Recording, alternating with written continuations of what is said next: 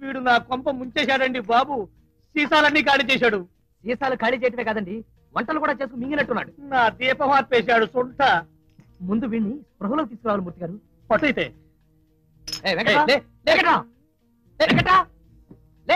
వెంకట్రావు లేవయ్యా. నన్ను లేపకండి, నేను కట్టుకపోతుంది.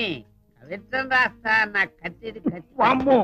కత్య తుప్పు పడితేను పదును పెట్టుకు రావడానికి పాకిస్తాన్ పంపించాం. ముందు నువ్వు లే లే అమర్రా లే లే. అమ్మ బాబోయ్, కొంప మునిగింది. ఏమిటయ్యా ఏమైంది? అక్షంతలు పంచుతుంటే మంగళసూత్రం ఎవరో లాగేశారండి అయ్యా. మంగళసూత్రం ఎవరు లాగేస్తారయ్యా? సరిగ్గా వెతుకు.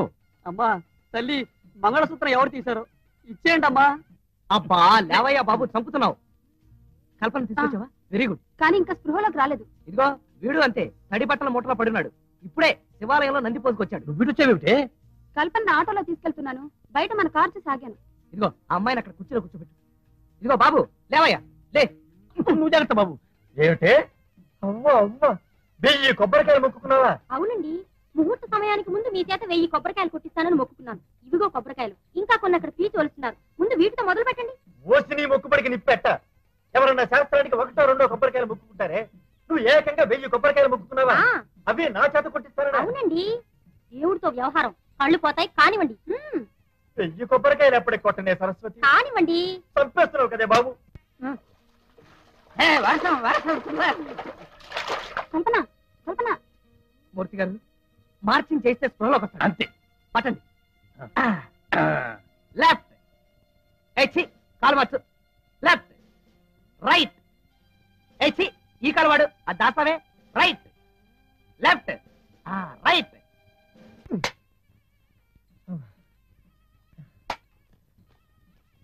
ఇంకా ఉన్నాయా?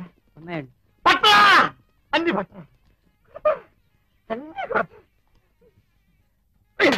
తల్లులారా, తండ్రులారా, పెళ్లికి వచ్చిన దొంగలారా, దొంగన పుత్రులారా, మీ పెద్దలకి 1000 దండాలు. ఆ మంగళసూత్రం ఎవరు తీశారో ఇచ్చేయండి అమ్మా, లేకపోతే నన్ను పోలీసులకు పట్టిస్తానంటున్నారు అయ్యగారు. ఇదిగో బాబు మందు చేస్తా. ఇదిగో వెంకట్రావు వెంకట్రావు లే. ఇదిగో వెంకట్రావు కళ్ళు తెచ్చి చూడు. అమ్మ తల్లి, ఇది నీదే, నీకే ఇచ్చేస్తాను. చెప్పు, ఆ నగలని ఏం చేసావు? అమ్మేసా. మిగతావి అసలు ఆ నగలు పెట్టి ఏం చేసావు? పెట్టి నువ్వు మోతపరమని పారేసా. మరి ఆ నగలని ఏం చేసావు?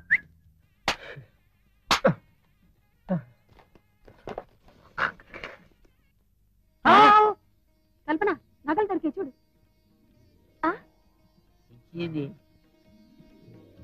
అమ్మాయ్యా, ఇక వీళ్ళిద్దరిని కళ్యాణం అనుకొని చేస్తాను. ఇదిగో వెంకట్రావు దా దా దా.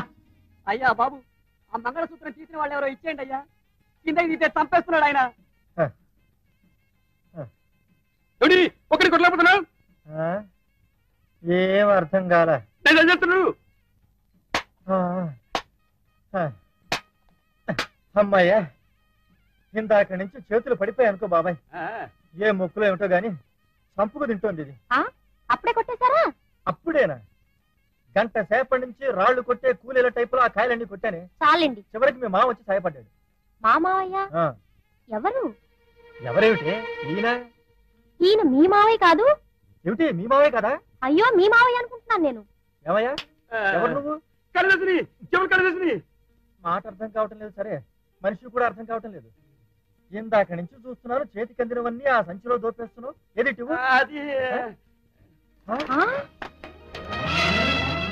బావకానా మంగళసూత్రం కాజేసి నా పీకల మీద తెస్తావా?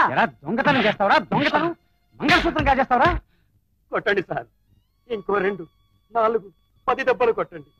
మీ ఇష్టం వచ్చినట్టు కొట్టి ఆ మంగళసూత్రం మాత్రం నాకు ఇచ్చేయండి సార్. ఏ అమ్ముకు మింగుదావనా?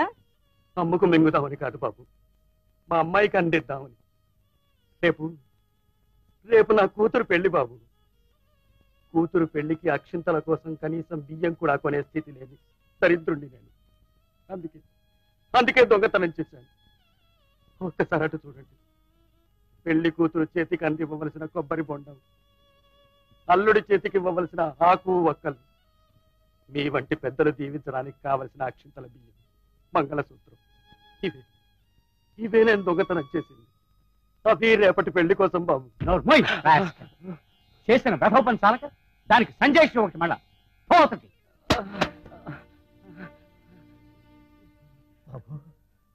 వాళ్ళు మనసు లేని మనుషులయ్యా. ఆ చెమటి వాళ్ళ ముందు శంఖమూది ప్రయోజనం లేదు. రేపు నీ కూతురు పెళ్లి నేను జరిపిస్తానయ్యా, ఘనంగా జరిపిస్తాను. బాబు గారు, ఎందుకన్నాను? నిన్ను బాబాయ్ అన్నాను. నీ కూతురు నా చెల్లెలయ్యా. రేపు ఆ పెళ్లి నేను జరిపిస్తానయ్యా.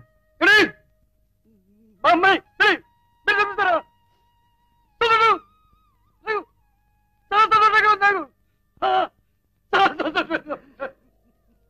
మంగళసూత్రాలు దొరికాయో పెళ్లి కానిచ్చేద్దాం. వాడు ఇక్కడ పెళ్లి కాని చేస్తున్నాడు. సరస్వతి, వీళ్ళ అబ్బాయిని రమ్మనిటు. వాడు వస్తాడు, రావాల్సిందే మరి. అలా నీళ్లు నవ్వుతావేమిటే? ముందు నేనే వెళ్ళి తీసుకొస్తాను. పదరా చెప్పా. నువ్వా? ఏడి మావాడేడి? నాన్నా ఎక్కడికి వెళ్ళేవరా ఇంతసేపు నువ్వు? చెప్తాను నాన్న. మావయ్య త్వరగా రండి మావయ్య. ఏమిటా గొడవ? నేను పార్వతి పెళ్లి చేసుకోకూడదు అనుకున్నాను. అందుకోసమని నాటకం ఆడి మీ ఇద్దరి మధ్య విరోధం సృష్టించాం. ఆ నాటకంలోని పాత్రలు వీళ్ళు కల్పన, వెంకట్రావు. జరిగిందేమిటో వివరంగా వీళ్ళిద్దరికి మీరు చెప్పండి.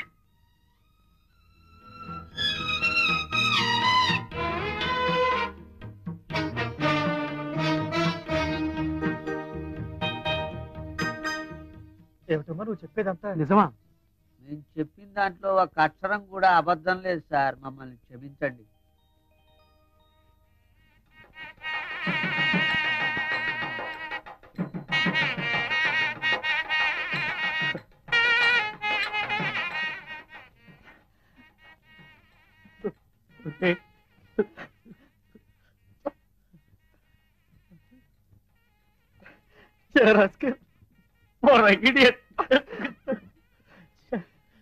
జీవితంలో ఇదో పీడకలరా. మరి ఇప్పుడు ఈ పెళ్లిళ్ళు జరుగుతాయి. అది కాదే, జరగవలసిన పద్ధతిలోనే జరుగుతాయి అన్నయ్య గారు. శివుడికి పార్వతికి పెళ్లి జరుగుతుంది. మరి ఆ పెళ్లి కొడుకు ఈ పెళ్లి కూతురు? మేము వాళ్ళ పెద్దవాళ్ళతో మాట్లాడామన్నయ్య గారు.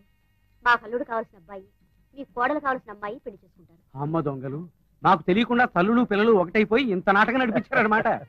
మరేరా, పిల్లలదేమో విచిత్ర ప్రేమ, తల్లులదేమో విచిత్ర డ్రామా. అయ్యా త్వరగా పెళ్లిళ్ళు కానివ్వండి. ఆ పంతులు గారు ముహూర్తం దాడిపోతుందని వెర్రి గంతులు వేస్తూ మంగళసూత్రం ఆయన మెళ్ళలో ఆయనే కట్టేసుకుంటున్నారు. భజంత్రీలు వాయించండి వాయించండి.